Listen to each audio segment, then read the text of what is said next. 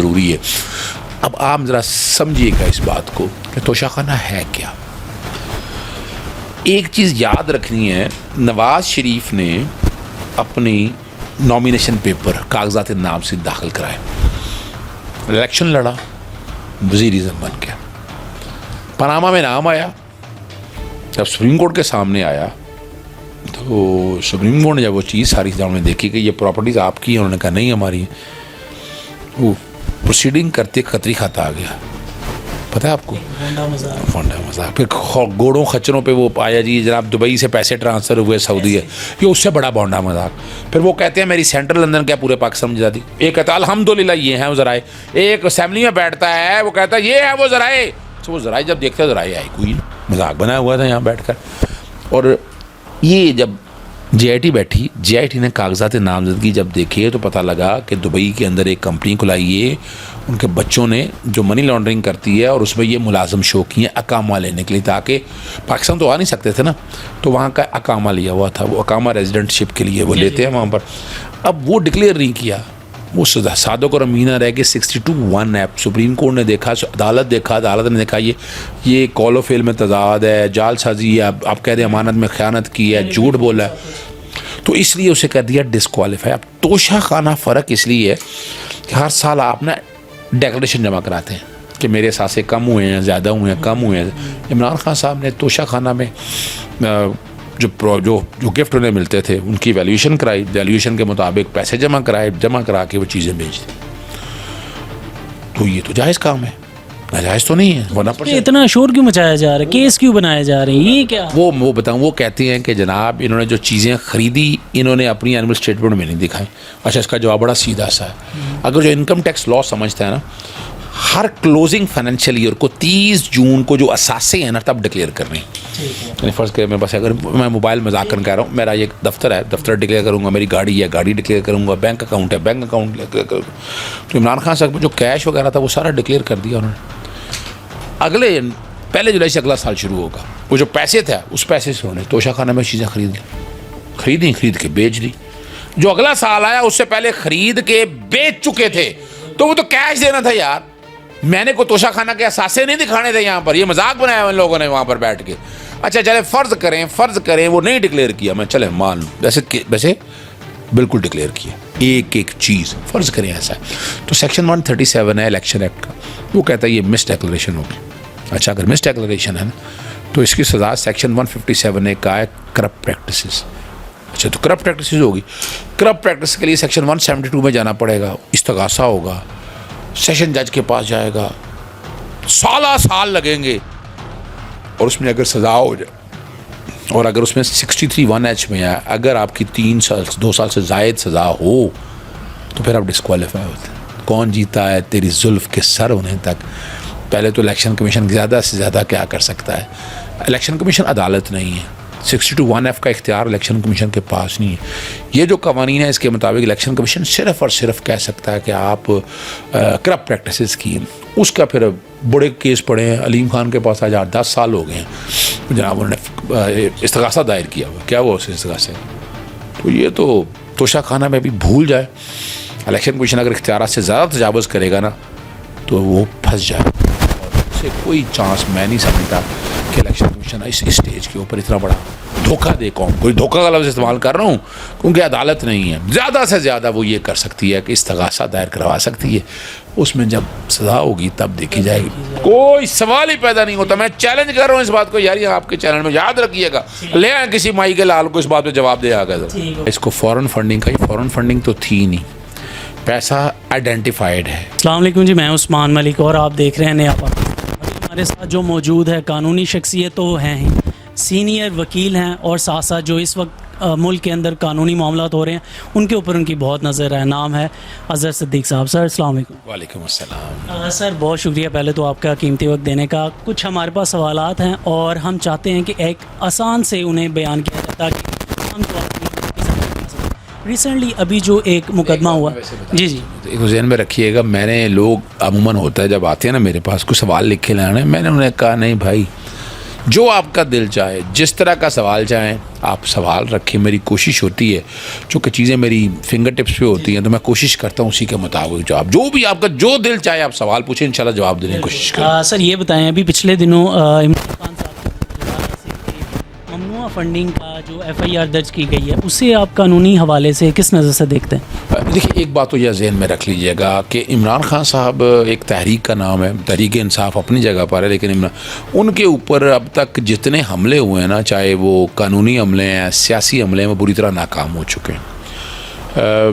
ये जो पहले नाम दिया गया इसको फ़ॉरेन फंडिंग का, ये फ़ॉरेन फंडिंग तो थी नहीं, पैसा आइडेंटिफाइड है। यानी ये देखिए, वो फ़ॉरेन फंडिंग समझाना आम आदमी के लिए क्यों ज़रूरी है। वो इसलिए ज़रूरी है कि आर्टिकल 17 जो है ना आईन पाकिस्तान का, वो सियासी जमात बनाने का आपको इख्तियार देता है, लेकिन आप मुल्क की सालमियत के ख़िलाफ़, बात समझिए कि नहीं, या मुल्क में भलवा करने के हवाले से ऐसी सियासी जमात नहीं बना सकते। तो एक मुल्क से बाहर बंदा बैठा हो और वो आपके मुल्क में पैसा इंडक्ट करे और आपको टॉपल कर दे, गिरा दे, ख़रीद ले पर्ची। और इमरान खान साहब की गवर्नमेंट यही इसी कॉन्टेक्स्ट में, मैं तो उसको आज भी बगावत समझता हूँ, ये याद रखिएगा। यानी और इसलिए ये कदगन लगाई गई, इसलिए फ़ॉरेन फंडिंग बड़ा अहम इशू है। इल्ज़ाम यही लगता रहा, और फ़ॉरेन फंडिंग तो थी नहीं, सारी चीज़ें आइडेंटिफाई कर ली, रिपोर्टें बन गई, कंपनी आ गई, इंडिविजुअल आ गए, और इंडिविजुअल के साथ भी बड़ी ज़्यादती की। कैसे ज़्यादती की कि वो जो है ना पाकिस्तानी है, ड्यूल नेशनलिटी लिए बाहर रखें, इलेक्शन कमीशन ने उनको कह दिया कि जनाब आप पाकिस्तानी नहीं। बड़ा जुल्म किया इसके साथ। मैंने वो चैलेंज किया, मैं बता दूं, और उनमें से एक बिनिश फरीदी थी जिनके से मैंने चैलेंज किया। लाहौर हाई कोर्ट ने, वहाँ इलेक्शन कमीशन घुटने टेक गया और उन्होंने कहा नहीं ये ड्यूल नेशनल है। और नादरा ने भी आके कहा तो वो तो काम हो गया ख़त्म, वो तो फैसला अगर देखा जाए बड़ी बुरी तरह पिट गया, चाहे उनकी हद तक पिटा। अब इसको ज़रा समझना ज़रूरी है। ये अब है फ़ॉरेन, ये प्रोहिबिटेड फंडिंग क्या है। आप कोई कंपनी के नाम पे बाहर पैसा आता है, वो आप पाकिस्तान में लेकर आते हैं और वो कंपनी के नाम से आप पैसे नहीं जाते। वजह उसकी, इसको जोड़ना पड़ता है कि पॉलिटिकल पार्टी का रुकन कंपनी नहीं बन सकती, एक आम आदमी बन सकता है। तो ये पीछे ये पॉलिटिकल पार्टीज़ ऑर्डर 2002 के आर्टिकल 6 के तहत ये था कि आपने जो पैसा किसी कंपनी वगैरह के नाम आएगा तो वो आप पार्टी के लिए इस्तेमाल नहीं कर सकते और वो हुकूमत पाकिस्तान ज़ब्त कर सकेगी। तो कुछ लोगों ने इसको अजीब सा बना लिया कि पता नहीं पार्टी डिस्क्वालीफाई होगी फ़ॉरेन फंडिंग में, और फ़ॉरेन फंडिंग में मुल्क की सालमियत के ख़िलाफ़। यानी इमरान खान साहब की गवर्नमेंट को जो गिराया गया ना और जो पैसा इंडक्ट हुआ उसके अंदर, वो मुल्क की सालमियत के खिलाफ है। मैं आज जो सियासी जमातें की इस वक्त इंक्वायरी हुई वो सामने आया, ऐसा चला जो खरीदे गए आप उसे गद्दारी समझते हैं? 100% कि वो जो पैसा है पाकिस्तानियों की तरफ से नहीं आया हुआ, वो पाकिस्तान जिन लोगों ने मुल्क से बाहर भेजा है और बहुत पैसा चला, वो किसी शक्ल में भी चला, तो वो जो है वो है फ़ॉरेन फंडिंग। इमरान खान साहब का है प्रोहिबिटेड फंडिंग। जैसे मैंने बिनिश फरीदी के हवाले से बताया, उस पर कल आके जब चीज़ सामने आई पता लगा कि जनाब वो तो पैसे मेरे हैं। मैंने कहा जी पैसे मेरे हैं, मैं पार्टी को दे रही हूँ, आप कौन होते हैं रोकने वाले, सारी बात को सामने रखते हुए। तो ये जो इसी तर्ज के ऊपर क्या हुआ कि वो जो पैसे हैं वो वुडन क्रिकेट क्लब जिस अबराज वगैरह को था, एक चैरिटी इवेंट किया गया, चैरिटी इवेंट में पैसे इकट्ठे हुए, वो पैसे उस प्राइवेट लिमिटेड कंपनी नहीं दे रही है। हाँ, ये देखा, बहुत इंटेलिजेंट आदमी हुई, बहुत इंटेलिजेंट आदमी। पैसे थे इंडिविजुअल, उसको रूट किया गया, यानी उसको कैरी करने के लिए वो प्राइवेट लिमिटेड कंपनी, वो बाकायदा उनका एक रजिस्ट्रेशन का प्रोसेस है कि इसमें टेररिज्म का पैसा ना आ जाए, कोई ब्लैक मनी ना आ जाए। पैसा था इंडिविजुअल्स का, इकट्ठा कर लिया कंपनी ने और कंपनी ने भिजवा दिया। तो ये प्रोहिबिटेड फंडिंग भी नहीं है ये, यानी ये कोई कंपनी शंपनी ने नहीं दिया। अगर हाँ वो अगर वुडन क्रिकेट क्लब कोई ना अपने तीन पैसे दे रहा था तो और बात थी। उन्होंने इस मकसद के लिए इकट्ठा किया और इस मकसद से इकट्ठा करके पाकिस्तान भेज दी। यानी वो देखिए, कैरियर कोई भी हो सकता है, हम उसको बेसिकली ये व्हीकल कैरियर कंपनी है कहते हैं, व्हीकल अपना बनाने के लिए ना। तो वो मैं नहीं समझता उसमें, यानी ये मैंने भी चीज़ इसलिए क्लियर कर दी कि आम आदमी को समझ सके कि ये प्रोहिबिटेड फंडिंग भी नहीं है, ना फॉरेन फंडिंग है, वो तो दूर तक नहीं है, और ना ही प्रोहिबिटेड फंडिंग है। अब उसको बुनियाद बना के एक पर्चा दे दिया इमरान खान और बाकी लोगों का, सामने जमा का नाम भी ले दिया। पैसा identified, foreign exchange regulation act की, कौन से फॉरेन एक्सचेंज रेगुलेशन की, और FIA कहाँ से आ गया, FIA के पास इख्तियार कहाँ से आ गए, कहाँ से आ गए? मनी लॉन्ड्रिंग है, तो एंटी मनी लॉन्ड्रिंग का पता दर्ज करें। पर्चा तो आपने दर्ज किया 506 4 पता नहीं 420 468 471 और 3 और 23 से फॉरेन एक्सचेंज रेगुलेशन एक्ट के तहत, तो ये तो पर्चा वैसे ही काबिल खराज है। इमरान खान साहब ने इसमें जमानत करा ली, हाँ मेरे जमान बात। आपको लगता है कि इसका कोई मुस्तकबिल नहीं होने चला? ये तो जेल में रख लें, ये अभी कागज हाँ ये फंसाया जा रहा है। ये एक और जो सुनने में आ रहा है कि जो ज़्यादा ख़तरनाक हो सकता है वो तोशाखाना केस है, उसको आप किस हवाले से देखते हैं? ये सवाल तो ख़त्म हो गया ना? जी जी बिल्कुल, ये अच्छा हो गया। अब आपने अब मैंने आपको कोई ये सुन ये नाज़रीन के लिए भी, ये मेरे पास सवाल कोई मैंने नहीं मेरी मर्ज़ी से लिए, आपको इजाज़त थी ना? सवाल मैं अपनी मर्ज़ी से लेके आया सर, बिल्कुल। ये भी सारे सवाल आपके अपने, मेरे तो कोई फरमाइश नहीं। अच्छा ये मैं बताता चलूँ आपको, ये बड़ा ज़रूरी है। अब आप ज़रा समझिएगा इस बात को कि तोशाखाना है क्या। एक चीज़ याद रखनी है, नवाज शरीफ ने अपनी नॉमिनेशन पेपर कागजात नाम से दाखिल कराए, इलेक्शन लड़ा, वज़ीर-ए-आज़म बन गया, पनामा में नाम आया, जब सुप्रीम कोर्ट के सामने आया तो सुप्रीम कोर्ट ने जब वो चीज़ सारी उन्होंने देखी कि ये प्रॉपर्टीज़ आपकी हैं, उन्होंने कहा नहीं हमारी, वो प्रोसीडिंग करते खतरी खाता आ गया, पता है आपको? फोंडा मजाक। फिर घोड़ों खच्चरों पे वो आया जी जनाब दुबई से पैसे ट्रांसफ़र हुए सऊदी है, ये उससे बड़ा बोंडा मजाक। फिर वो कहते हैं मेरी सेंट्रल लंदन क्या पूरे पाकिस्तान में दी, एक कहता है अल्हम्दुलिल्लाह ये हैं वो ज़राए, एक असेंबली में बैठता है वो कहता है ये है वो ज़राए, तो वो ज़राए जब देखते हैं ज़राए आई कोई मजाक बनाया हुआ था यहाँ बैठ कर। और ये जब JIT बैठी, JIT ने कागजात नामजदगी जब देखे तो पता लगा कि दुबई के अंदर एक कंपनी खुलाई है, उनके बच्चों ने जो मनी लॉन्ड्रिंग करती है, और उसमें ये मुलाजम शो किए हैं अकामा लेने के लिए, ताकि पाकिस्तान तो आ नहीं सकते थे ना, तो वहाँ का अकामा लिया हुआ था, वो अकामा रेजिडेंटशिप के लिए वो लेते हैं वहाँ पर।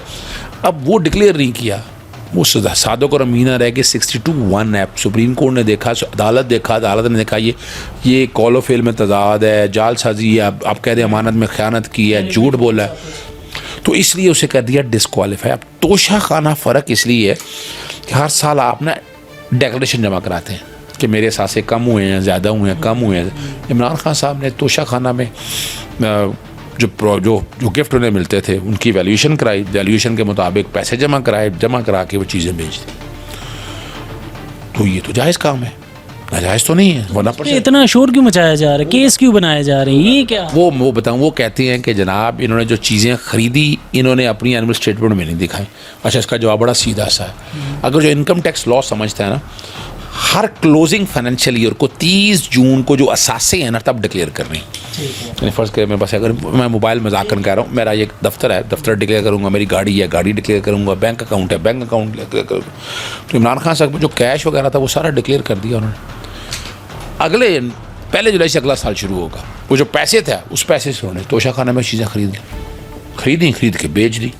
जो अगला साल आया उससे पहले खरीद के बेच चुके थे, तो वो तो कैश देना था यार, मैंने को तोशाखाना के असासे नहीं दिखाने थे यहाँ पर, ये मजाक बनाया उन लोगों ने वहाँ पर बैठ के। अच्छा चले फ़र्ज़ करें वो नहीं डिक्लेयर किया, मैं चले मान लूँ वैसे बिल्कुल डिक्लेयर किया एक चीज़, फ़र्ज़ करें ऐसा है, तो सेक्शन 137 है इलेक्शन एक्ट का, वो कहता है ये मिस डिक्लेरेशन होगी। अच्छा अगर मिस डिक्लेरेशन है ना तो इसकी सज़ा सेक्शन 157 ने कहा है करप्ट प्रैक्टिसेस। अच्छा तो करप्ट प्रैक्टिसेस होगी, करप्ट प्रैक्टिस के लिए सेक्शन 172 में जाना पड़ेगा, इस्तगासा होगा, सेशन जज के पास जाएगा, साल लगेंगे, और उसमें अगर सज़ा हो जाए, और अगर उसमें 63(1)H में है, अगर आपकी 2 साल से ज़ायद सज़ा हो तो फिर आप डिस्क्वालीफाई होते हैं। कौन जीता है तेरी जुल्फ़ के सर होने तक। पहले तो इलेक्शन कमीशन ज़्यादा से ज़्यादा क्या कर सकता है, इलेक्शन कमीशन अदालत नहीं है, 62(1)F का इख्तियार इलेक्शन कमीशन के पास नहीं है। ये जो कवानीन है इसके मुताबिक इलेक्शन कमीशन सिर्फ़ और सिर्फ कह सकता है कि आप करप्ट प्रैक्टिसेस की, उसका फिर बड़े केस पड़े हैं, अलीम खान के पास आज 10 साल हो गए हैं, जनाब उन्होंने इस्तगासा दायर किया हुआ, क्या हुआ उस इस्तगासे। तो ये तो तोशाखाना में भी भूल जाए, इलेक्शन कमीशन अगर इख्तियारात से ज़्यादा तजावुज़ करेगा ना तो वो फंस जाए, और उससे कोई चांस मैं नहीं समझता कि इलेक्शन कमीशन इस स्टेज के ऊपर इतना बड़ा धोखा दे कौम को। धोखा का लफ्ज़ इस्तेमाल कर रहा हूँ क्योंकि अदालत नहीं है, ज़्यादा से ज़्यादा वो ये कर सकती है कि इस्तगासा दायर करवा सकती है, उसमें जब सज़ा होगी तब देखी जाएगी। कोई सवाल ही पैदा नहीं होता। मैं चैलेंज कर रहा हूँ इस बात को यार, ये आपके चैनल में याद रखिएगा, ले आए किसी माई के लाल को इस बात पे जवाब दे आगे। ठीक हो गया सर। अब मामला थोड़ा सा लेके आते हैं जो आजकल बड़ा ट्रेंडिंग चल रहा है, आज़म सवाती साहब का। एक ही तरह का मौक़िफ़ तकरीबन दोनों का, एतज़ाज़ हसन साहब का और फिर एक ट्वीट आता है आज़म सवाती साहब का, लेकिन जो रवैया है वो मुख्तलिफ क्यों, क्या वजह इसके पीछे? अच्छा, एक बात मैं आपको पहले बताता चलूँ। एतज़ाज़ हसन देखें ना, बड़ी वाज़ेह तौर पर एतज़ाज़ हसन ने अदालती मामलात के कॉन्टेक्स्ट में बात की है। ज़रा फ़र्क बता दूँ आपको, दोनों में फ़र्क जो है ना, और ये नज़र हमें आ रहा है बज़ाहिर अगर देखा जाए तो लगा तो वो भी इल्ज़ाम रहे ना कि बाजवा का दोहरा इंसाफ नज़र आता है ना। यानी इतने सिक्का बंद केस और बंद कर दें आप फाइलें, जैसे हुदैबिया में हुआ था। ये हुदैबिया 2 है, ये हुदैबिया 2 है, ये मनी लॉन्ड्रिंग का जो केस है, याद रखिएगा। और उनका मैं उस बयान मैं तो ना उस एतज़ाज़ हसन के बयान को डिफेंड करता हूँ, ना ही मैं आज़म सवाती साहब को बात कर रहा हूँ। अब बात सिर्फ इतनी है कि उन्होंने जो बात की है अपना एतज़ाज़ ने अदालती मामलात के सामने से बात की। आज़म सवाती साहब ज़रा उससे आगे चले जाए, मैं नहीं इत्तेफाक करता कि उन्हें नहीं जाना चाहिए था इस लेकिन क्या ये लीगली इजाज़त इसकी है कि आप एक सिटिंग आर्मी चीफ के ऊपर इस तरह इल्ज़ाम लगा? समझता हूँ हमारे पास आर्टिकल 19 में कदगन है, मैं ये बात कहूँ आपको, मैं अभी आज कहता हूँ ये इजाज़त नहीं है। लेकिन प्रॉब्लम यहाँ ये है कि आपकी पार्लियामान ने कानून नहीं बनाया, खाली आर्टिकल 19 में सज़ा नहीं दे सकते।